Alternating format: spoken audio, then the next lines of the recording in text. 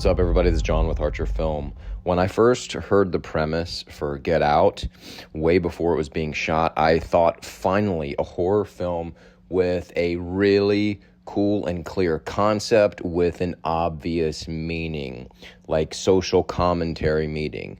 Kind of like the trailer for District 9, where the concept and the meaning are so perfectly fit together. It's called elevated horror, where the meaning of the film adds some sort of social value. Now, I was excited about Daniel Kaluuya being in the starring role because I could not take my eyes off of him in the Black Mirror episode that he was in. It was the first time I saw him, and he is just so intense and has such a great look that I was really excited to see him in this role. I felt like him, the concept, the theme, it was going to be amazing together. Then I saw the film.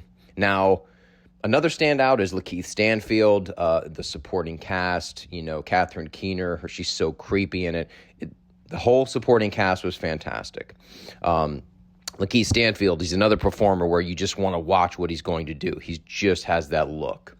And as the movie unfolded, like, I loved every second of it. I could kind of sense where it was going. It made me uncomfortable. It was creepy. I enjoyed that aspect. Now, the appropriation theme and the sort of white family who were so clearly racially uncomfortable, that kind of stuff, I was just kind of like a little bit cringe on. The appropriation thing is such a weird concept in general, but I understood it was all part of the story, you know? Then came the sunken place scene, and it was amazing. I loved it. I love that that was part of the horror of the movie. Of course, Kaluuya, again, his performance and Catherine Keener in those scenes were amazing. So I was completely on board with this. Then as the end of the film unfolded, you know, people are dying, people are fighting, all this stuff is happening. I was so excited for the film. When I see a movie that is so good and stands out so much, the theme, the message, the performances, everything, the concept, it's never been done, all those things, I get very excited and I think, oh my God, if he can stick the ending, this is a masterpiece. This is going to be a classic, and I'm always looking for that. Then, as the very end unfolds and he's killing the white woman on the street, you know what's going to happen. My stomach dropped and my bowels were in a sunken place. The cop car lights approach. Oh my God, you know what's going to happen. I was so excited. I was like on the edge of my seat, holding the seat rest as tight as I could. This is masterful, I thought. Jordan Peele is about to pull off a masterstroke of storytelling. The white cop is going to see him standing over the dead white woman, and then boom, he's going to get shot. What? What happened? No, his buddy is in the car. It's not the cops, it's his buddy, the security guard. That's your ending? He gets away? No.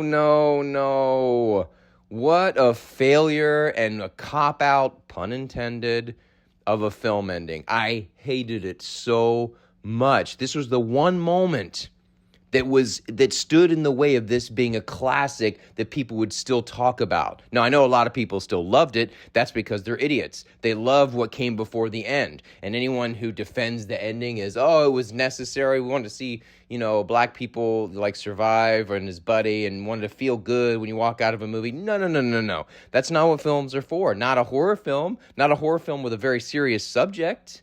No. And then I read later on that Jordan Peele market tested the movie. He did screenings and nobody liked the ending. So he switched to this feel-good ending and people cheered. What?